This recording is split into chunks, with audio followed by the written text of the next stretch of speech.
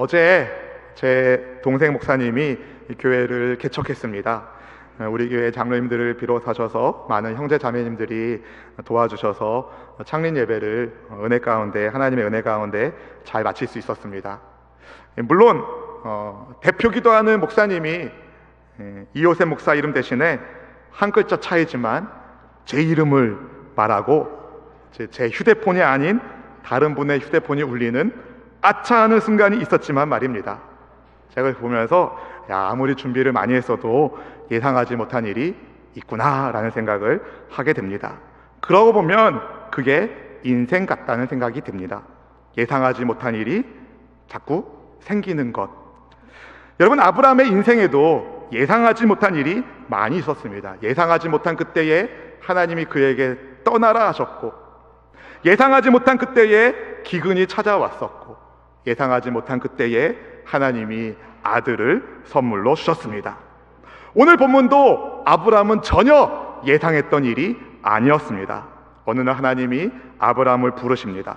그리고 아들 이삭을 번제로 바치라는 아주 무서운 명령을 내리셨습니다. 예상하지 못한 충격적인 말씀이셨습니다. 여러분, 이삭이 누굽니까? 아브라함 나이 100세가 되어서 갖게 된 아주 귀한 아들입니다. 아브라함에게 있어서 이삭이 어떤 존재인지, 어떤 의미가 있는지 하나님은 모르실 리가 없었습니다. 그런데 웃음을 주는, 기쁨을 주는 아들 이삭을 주님께서 콕 집으셔서 네 아들, 네가 사랑하는 하나밖에 없는 그 아들 이삭을 데리고 모리아 땅으로 가서 주님께서 알려준 산으로 가라고 말씀하십니다. 이삭을 번제로 드리기 위해서. 창세기 22장 2절 말씀을 같이 한번 읽어보겠습니다. 야훼께서 이르시되 네 아들, 네 사랑하는 독자 이삭을 데리고 모리아 땅으로 가서 내가 네게 일러준 한 산, 거기서 그를 번제로 드리라. 여러분, 이 말씀에 여러분 쉽게 아멘할 수 있으시겠습니까? 아브라함 당황했습니다. 왜냐하면 하나님께서는 일찍이 그에게 이삭에게서 난 자라야 아브라함의 씨라고 부를 거라고 약속의 말씀을 주셨기 때문입니다. 창세기 21장 12절 말씀은 이렇게 말하죠. 같이 읽어보실까요? 하나님이 아브라함에게 이르시되 네 아이나 네 여종으로 말미암아 근심하지 말고 사라가 네게 이른 말을 다 들으라. 이삭에게서 나는 자라야 네 씨라 부를 것임이니라. 아멘. 하나님이 분명히 말씀하셨습니다. 이삭에게서 난 자라야 아브라함의 씨라고. 아브라함은 약속의 아들이 아닌 이스마엘을 내보낼 때에도 오늘 본문에 방금 읽은 말씀에 보니까 근심했는데 약속의 아들이 분명한 이삭을 하나님이 바치시라고 말씀하시니 아브라함의 가슴이 얼마나 철렁했겠습니까? 그동안 아브라함은 이삭을 너무너무 사랑했습니다. 온 마음을 기울여 사랑을 쏟아왔습니다. 그런 아들을 번제로 드려야 됩니다. 번제로 드린다는 것은 죽여서 각을 떠서 불살라 드린다는 겁니다. 희생제물로 바친다는 겁니다. 이삭이 죽으면 이삭에게서 나는 자라야 아브라함의 씨라고 부를 것이라는 하나님의 약속은 어떻게 되는 겁니까? 웃음의 아들 이삭을 볼 때마다 날마다 웃던 아브라함의 얼굴에 근심이 가득해졌습니다.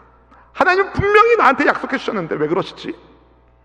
하나님은 분명히 이삭에게서 나는 자라야 나의 씨라고 말씀해 주셨는데 왜 그러시지? 하나님의 시험은 단순히 아버지의 애정을 측정하는 시험이 아니었습니다. 아브라함의 믿음을 시험하는 시험이었습니다. 그런데 아브라함의 반응이 전혀 뜻밖입니다. 하나님, 일주일 좀 주십시오. 하나님, 한 달 주십시오. 하나님, 1년만 더 주십시오. 이렇게 하지 않았습니다. 아들을 번제로 바치라는 하나님의 말씀을 들은 아브라함이 아침에 일찍 일어나 이삭과 함께 길을 떠납니다. 본문의 3절 말씀을 같이 한번 읽어보시겠습니다. 3절입니다. 아브라함이 아침에 일찍 일어나 나귀의 안장을 지우고 두 종과 그의 아들 이삭을 데리고 번제에 쓸 나무를 쪼개어 가지고 떠나 하나님이 자기에게 일러주신 곳으로 가더니, 여러분, 아브라함은 아침 일찍이 일어나 출발 준비를 합니다. 마치 순종의 때를 조금이라도 늦추면 순종을 못하게 될 가능성이 많다는 것을 알았던 것처럼 아브라함은 절대 믿음과 절대 순종 없이는 떠날 수 없는 길을 떠납니다. 아마 거의 잠을 자지 못했을 것입니다. 아침 일찍 아브라함이 나귀의 안장을 지우고 두 종과 아들 이삭을 데리고 번제에 쓸 나무를 쪼개고 가지고 출발합니다. 길을 나선 지 3일째 날이 되었습니다. 저 멀리 아들 이삭을 번제로 바칠 곳이 보입니다. 왜 하나님께서는 굳이 3일이 걸리는 곳까지 가서 이삭을 번제로 바치라고 말씀하셨을까요? 아브라함 집 뒷뜰에는 번제단이 없었겠습니까? 여러분, 3일이라는 시간은요, 언제든 아브라함이 순종을 취소할 수 있는 시간이었습니다. 혹시라도 아브라함이 즉흥적으로 하나님께 순종하겠다고 결정했다면 그 결정을 충분히 번복할 수 있는 시간이었습니다. 하나님께서 일러주시는 곳까지 가는 동안에 아브라함은 계속해서 믿음의 결단을 내려야 됐습니다. 믿음의 결단을 계속 내려야 됐습니다. 여러분, 우리의 믿음의 인생도 그렇습니다. 매일같이 우리는 믿음의 결단을 내려야 됩니다. 매일같이 하나님의 약속의 말씀을 붙잡아야 됩니다. 마침내 아들 이삭을 번제로 바칠 그 산이 보입니다. 아브라함이 종들에게 말합니다. 너희들은 나귀와 함께 여기 있어라. 내가 아이와 함께 저기 가서 예배하고 다시 돌아오리라. 본문 5절 말씀을 우리 같이 한번 읽어보시겠습니다. 이에 아브라함이 종들에게 이르되 너희는 나귀와 함께 여기서 기다리라. 내가 아이와 함께 저기 가서 예배하고 우리가 너희에게로 돌아오리라 하고. 아브라함이 제일 예배드리기 싫은 때가 바로 이때였던 것 같아요. 혹시라도 종들이 아브라함을 따라오면 그들이 인간적인 생각으로 우리 주인님이 조금 이상하시다 말릴까봐 아브라함은 말릴 수도 있기 때문에 나귀를 지키라고 말하면서 산 밑에 종들을 두고 아들과 단 둘이서 산에 올라갑니다. 이삭은 번제단 나무를 짊어지고 아브라함은 칼과 불을 들고 갑니다. 그런데 아브라함이 종들에게 한 말 가운데 의미심장한 말씀이 있습니다. 우리가 너희에게로 돌아오리라. 우리가 돌아오리라. We will come back. 우리가 돌아온다고 말씀하고 있어요. 아브라함은 이삭을 설사 번제로 드릴지라도 하나님께서 그를 살리실 거라는 부활의 믿음을 가지고 있었습니다. 히브리서 말씀이 이렇게 말해요. 히브리서 11장 17절부터 19절까지 말씀을 같이 한번 읽어보겠습니다. 아브라함은 시험을 받을 때에 믿음으로 이삭을 드렸으니 그는 약속들을 받은 자로 돼 그 외아들을 드렸느니라. 그에게 이미 말씀하시기를 네 자손이라 칭할 자는 이삭으로 말미암으리라 하셨으니 그가 하나님이 능히 이삭을 죽은 자 가운데서 다시 살리실 줄로 생각한지라. 비유컨대 그를 죽은 자 가운데서 도로 받은 것이니라. 아멘. 아브라함은 믿었습니다. 이삭을 죽은 자 가운데서도 다시 살리실 것이다. 왜냐하면 하나님의 아브라함과 맺은 언약이 이삭을 통하여 이루어진다는 것을 그가 믿었기 때문이었습니다. 그동안 아브라함은 하나님의 훈련 과정을 통과하면서 주님의 연단을 받으면서 하나님이 누구신지를 알았습니다. 언약을 맺으시는 분, 언약에 신실하신 분, 말씀대로 돌보시고 말씀대로 일을 행하시는 분으로 하나님을 믿었습니다. 그래서 아브라함은 설령 이삭이 죽더라도 하나님이 그를 다시 살리셔서 약속대로 이삭을 통하여 아브라함의 씨가 이어져 나갈 것을 확신했습니다. 하나님의 선하신 손에 그가 염려하고 있는 문제를 맡긴 겁니다. 그런데 여러분, 아브라함은 걱정이었어요. 혹시 아니면 어떡하지? 그런 마음이 없었겠습니까?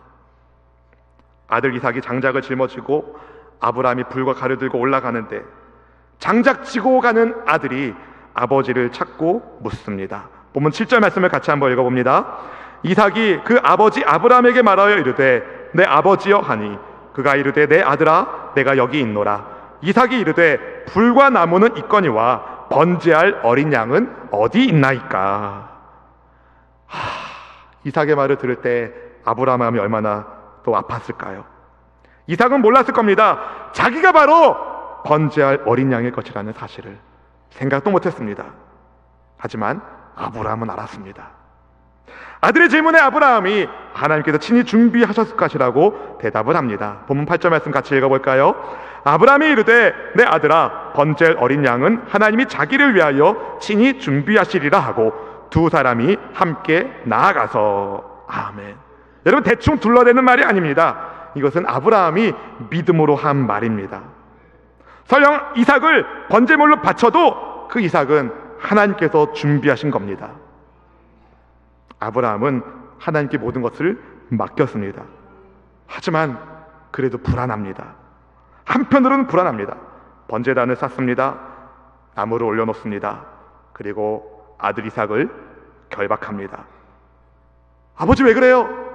하나님이 너를 번제로 바치라고 하셨다. 그 아들 이삭을 번제단 위에 올려놓을 때 아브라함의 마음에 절망감이 가득하지 않았을까요? 비록 하나님을 믿지만 아브라함은 칼을 들어 이삭을 죽여야 했습니다. 그때 아브라함이 느꼈을 압박감을 누가 다 알 수 있겠습니까? 묶인 상태로 번제단 위에 있는 아들 이삭의 눈을 아브라함이 볼 수 있었을까요? 아브라함의 발이 천천히 올라갑니다.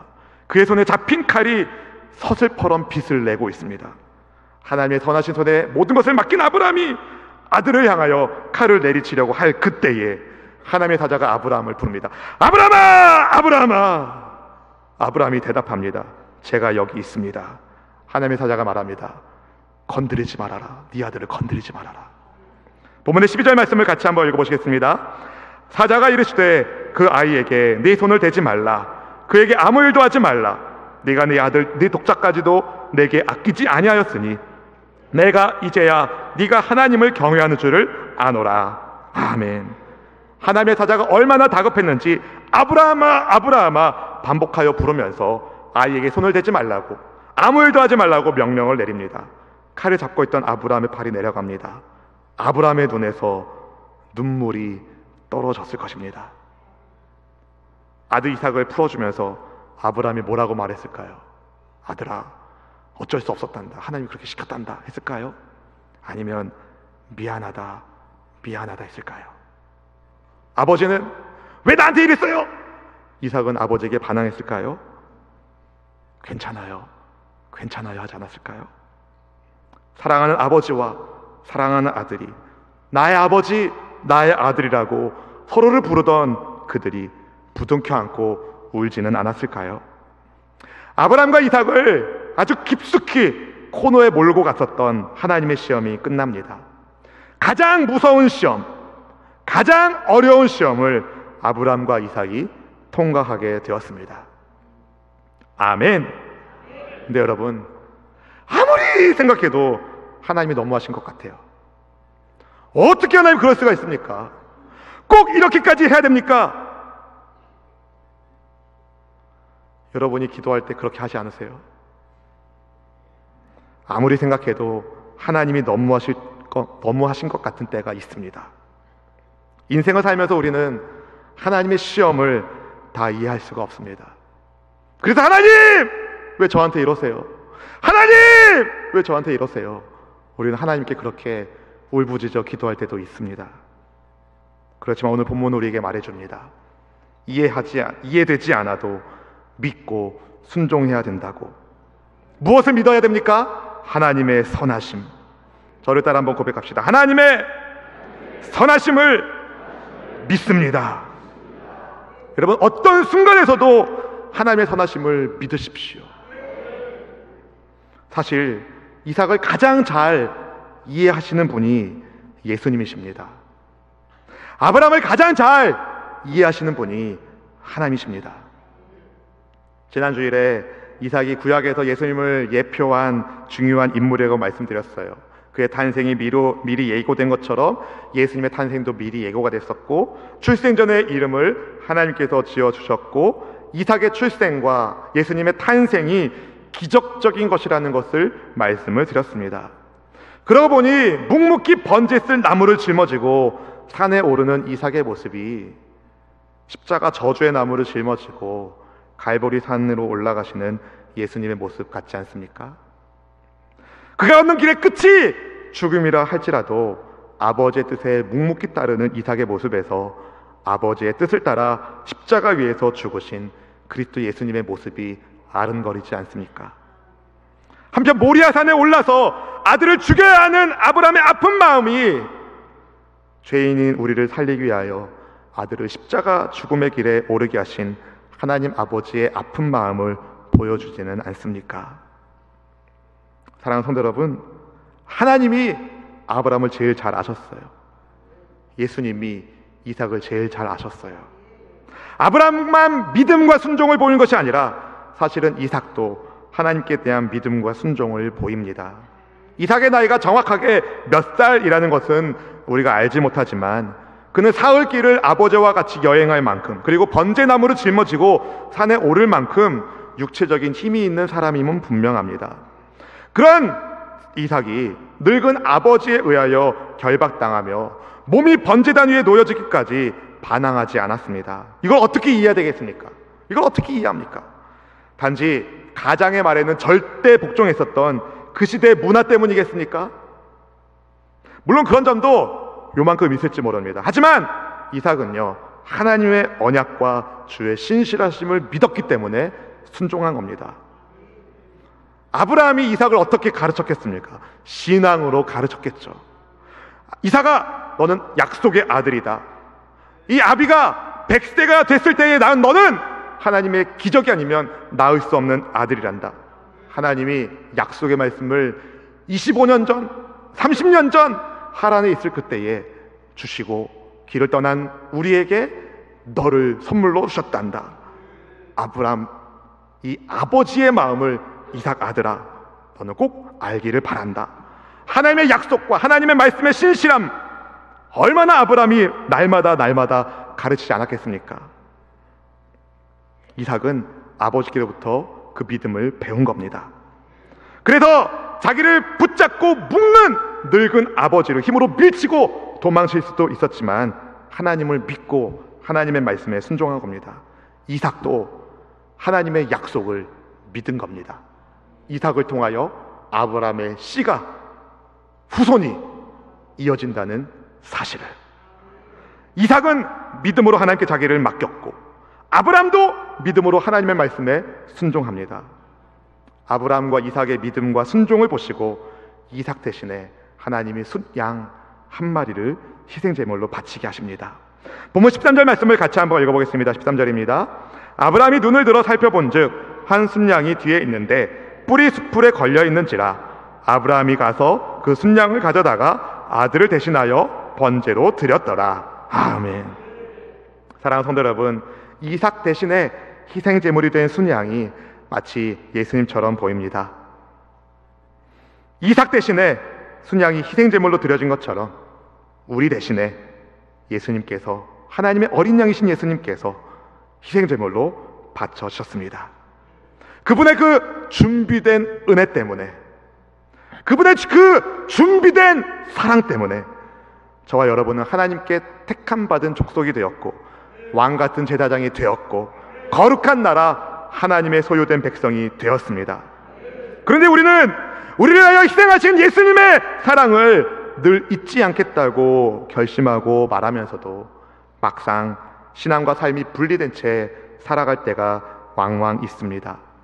심지어 예배당 안에 앉아 있으면서도 몸은 예배하는 것처럼 보여도 마음은 딴 데 가 있을 때가 여러분 있지 않으셨습니까? 믿음과 순종으로 하나님을 예배하시길 주의 이름으로 축복합니다. 여러분, 내 힘으로 세상을 살아가기엔 세상이 결코 쉽지 않습니다. 내 힘으로 사는 인생 쉽게 지치고 쉽게 넘어집니다. 너무 힘듭니다. 우리는 주님이 주시는 능력으로 살아야 됩니다.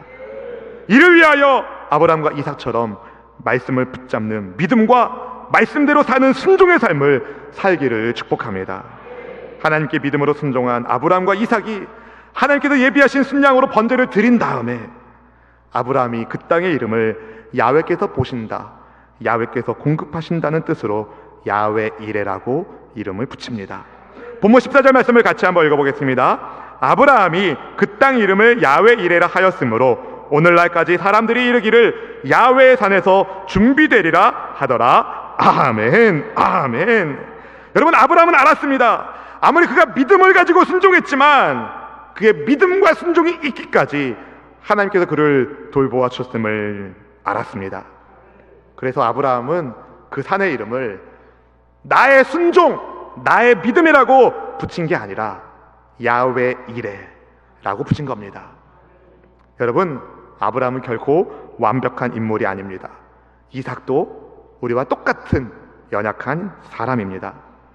아버지 아브라함이 자기 아내를 지키기보다는 자기 목숨을 지키기 위하여 아내를 누이라고 속였던 것처럼 이삭 역시 자기 아내 리브가를 지키기보다는 자기 목숨을 지키기 위하여 아내가 아니라 누이라고 속였습니다.